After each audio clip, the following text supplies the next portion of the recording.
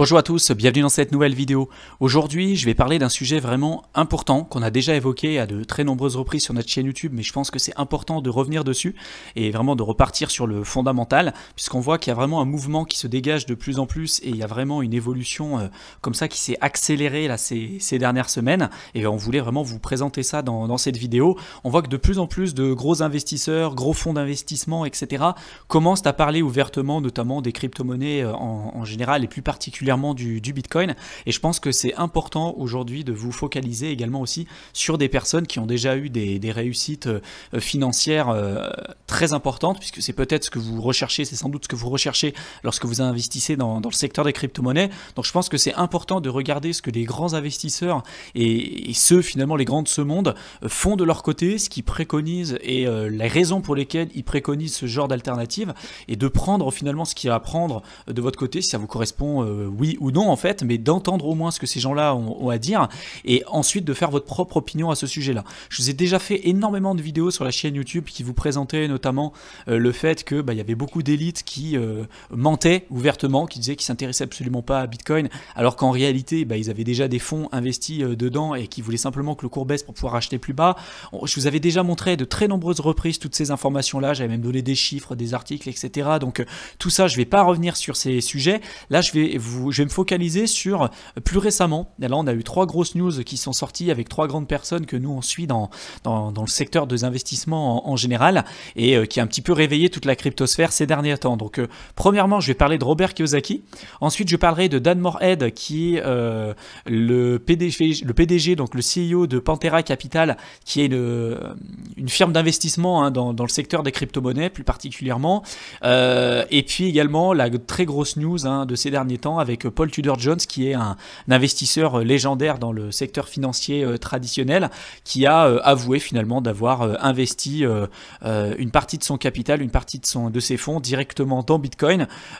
pour avoir une sécurité en cas d'hyperinflation. Donc c'est vraiment un sujet qui est intéressant à avoir en tête et c'est vraiment ce qu'on va voir dans cette vidéo. Donc avant d'entamer cette vidéo, si tu viens de nous découvrir, sache qu'on a une chaîne exclusivement dédiée au secteur des crypto-monnaies et plus particulièrement à l'investissement dans le secteur des crypto-monnaies. Donc si c'est un sujet qui t'intéresse, je t'invite tout de suite à t'abonner à notre chaîne YouTube pour ne pas rater nos prochaines vidéos et de cliquer également sur la petite cloche pour être notifié lorsqu'on va sortir nos prochaines vidéos. Et puis tu peux télécharger également notre guide offert simplement en cliquant dans le lien qu'on aura mis dans la description de la vidéo. Ça te permettra d'avoir toutes les clés en main pour pouvoir débuter efficacement dans le secteur des crypto-monnaies. Donc profites-en.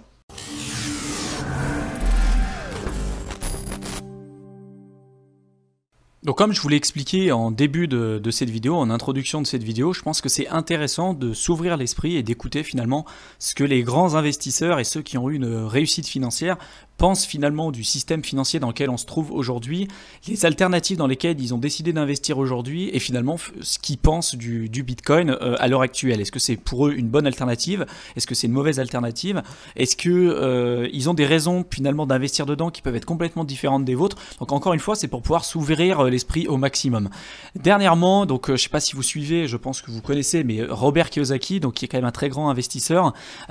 qui a écrit le livre Rich Dad Poor Dad, donc Père riche, Père pauvre, que je recommande vraiment à tout le monde de lire pour ceux qui souhaitent se lancer dans l'indépendance et la liberté financière. C'est vraiment un bouquin qui nous a énormément aidé à nos débuts, et donc c'est quelqu'un vraiment de très connu, de très respecté dans la communauté des investisseurs et des entrepreneurs. On voit que dernièrement, donc ça fait depuis maintenant plusieurs semaines, plusieurs mois, qui commence à tweeter de plus en plus et il parle justement de tout ce qu'on vous a déjà évoqué sur la chaîne YouTube, notamment les problématiques liées aux problèmes d'inflation, d'impression monétaire et du quantitative easing qu'on voit aujourd'hui, du bailout qu'on voit avec l'impression des banques centrales dans le monde entier. C'est pas un mouvement qu'on voit uniquement aux États-Unis, mais on voit que ça se dissémine vraiment de partout dans le monde, avec la BCE au Japon, vraiment de partout. On voit que les dettes crèvent des plafonds. On voit également aussi qu'il y a le taux de chômage qui, pareil, explose à la hausse parce qu'il y a beaucoup d'entreprises aujourd'hui qui deviennent insolvables, donc qui pourront bien évidemment pas pouvoir payer leurs salariés. Donc on va avoir un taux de chômage important et donc une cascade comme ça en chaîne qui va arriver comme ça dans les temps à venir. Si des personnes n'ont plus de rentrée d'argent, si elles n'ont plus de salaire, elles vont pas pouvoir payer finalement leurs engagements et les crédits notamment qu'ils pouvaient avoir au niveau des banques. Ils vont plus également consommer. Donc les entreprises qui avaient des biens de consommation et de production, bah, forcément elles vont produire moins et donc elles vont gagner moins d'argent, donc elles vont licencier plus de personnes, et en fait à chaque fois on arrive dans une spirale infernale qui fait qu'on est toujours dans quelque chose qui s'aggrave au fil du temps. Et ça c'est vraiment quelque chose que Robert Kiyosaki voit depuis maintenant de très nombreuses années, notamment il en a parlé beaucoup dans son livre Fake, et il parle notamment aujourd'hui que de tous les types d'actifs qu'on connaît aujourd'hui, les actions, les obligations, tout ça en fait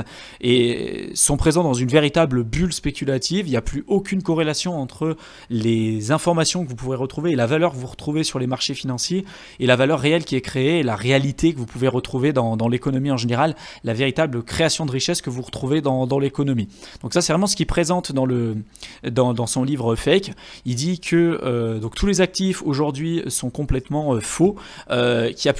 n'y a plus aucune utilité à les utiliser puisque c'est complètement décorrélé du marché. Et puis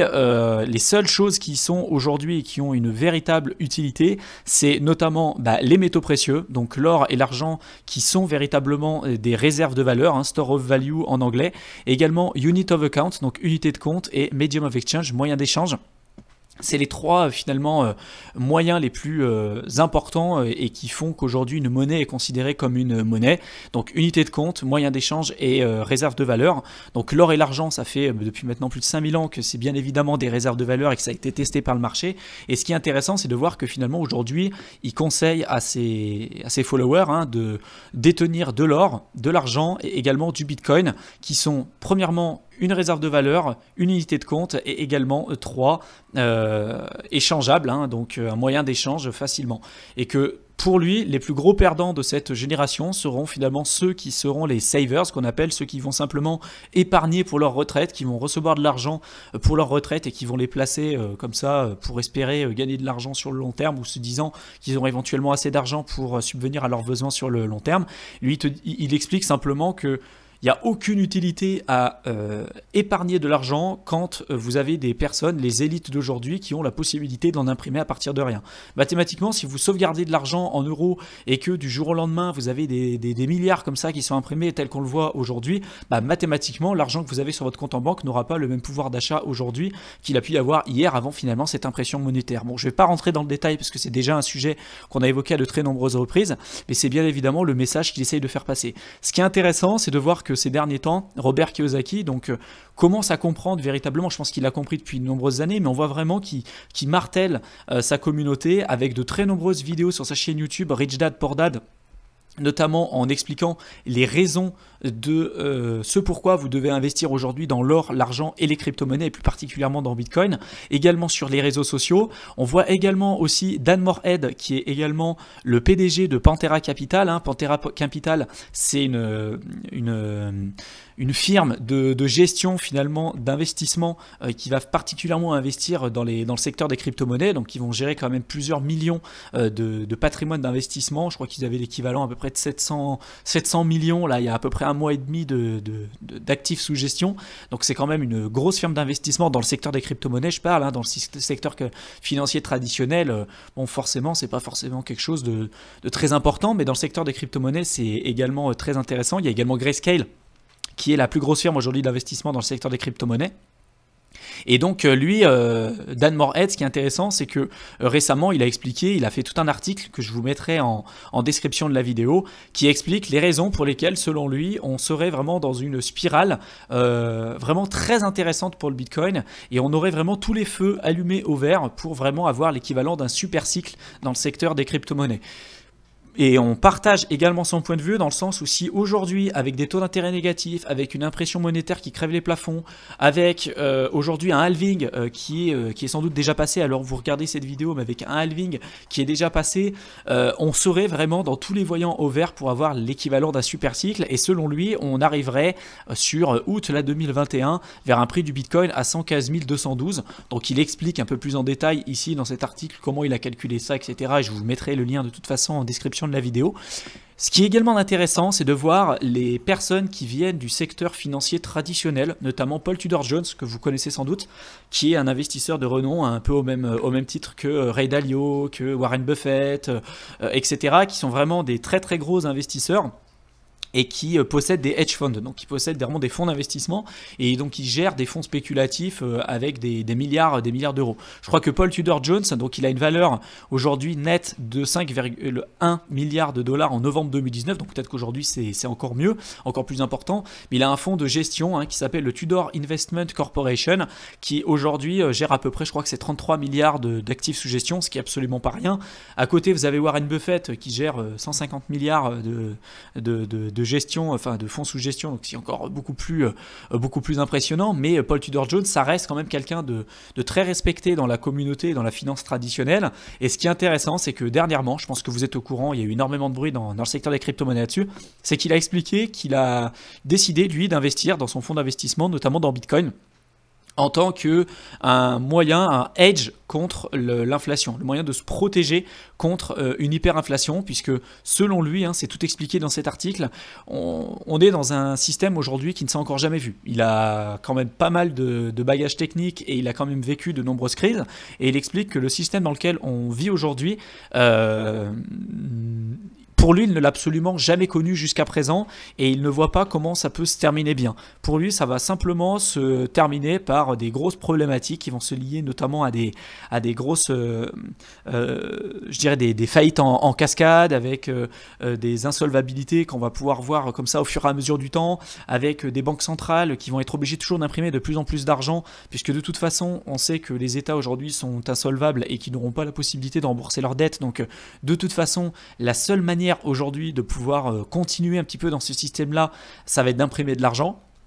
Parce que vous ne pouvez pas taxer les gens de toute façon, il y a toujours une fin à l'argent que vous pouvez taxer. Si vous gagnez 1200 euros et que vous taxez les gens à 1200 euros, et à un moment donné, bon bah voilà, il faut quand même qu'ils puissent vivre. Donc de toute façon, la seule alternative qu'il y a aujourd'hui pour pouvoir répondre aux problématiques qu'on a aujourd'hui, c'est l'impression monétaire, et selon lui, ça ne peut pas bien se terminer. Et il explique qu'il parie justement sur le meilleur cheval, ce qu'ils disent the best horse en anglais. Et donc selon lui, le meilleur cheval contre l'inflation, c'est pas l'or, c'est pas l'argent. Selon lui, c'est bien évidemment le Bitcoin, celui qui est le plus rapide, celui qui a eu les meilleurs résultats jusqu'à présent et sur lequel il est prêt à parier quand même une bonne partie de son capital. Alors selon lui, une bonne partie de son capital, c'est peut-être 1%.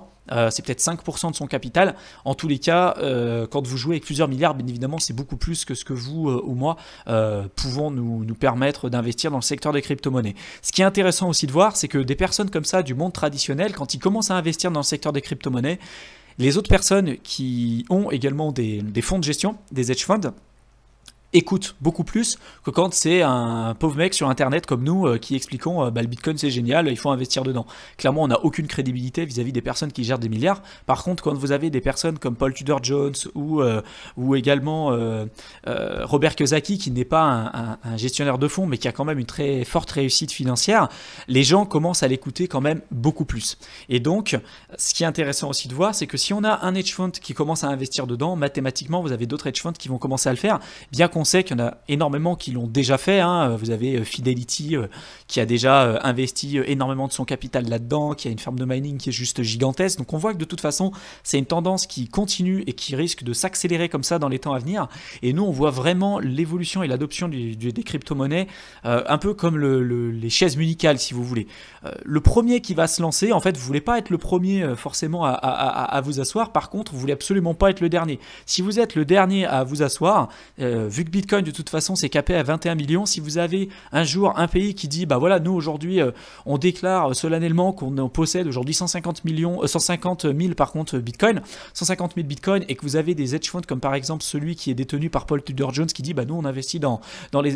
Bitcoin pour telle ou telle raison, je suis persuadé qu'il y aura d'autres pays, d'autres banques, d'autres gros fonds d'investissement qui vont se poser les mêmes questions et qui vont commencer à peut-être ouvrir leur esprit en se disant bon, peut-être qu'il y a des risques derrière, mais on veut absolument pas être le dernier, parce que ce que vous voulez absolument pas avoir quand vous êtes sur un actif qui est aussi rare aujourd'hui notamment que Bitcoin, c'est que vous voulez absolument pas être la dernière roue du carrosse et vous voulez pas être le dernier à vous asseoir sur la chaise. Puisque le dernier qui s'assiera sur la chaise, dans tous les cas, ça risque de faire vraiment très très mal. Et c'est ce qu'on voit arriver de plus en plus aujourd'hui. Là, c'est que le début, mais de toute façon, c'est vraiment un mouvement qui va continuer de s'accélérer avec le temps. Donc dites-nous un petit peu ce que vous en avez pensé, si vous êtes d'accord avec nous, avec notre pronostic là-dessus, et si c'est vraiment une tendance qui va s'accentuer comme ça avec le temps, ou si vous n'êtes pas du tout d'accord là-dessus, et si vous avez peut-être une autre vision, dites-le nous également.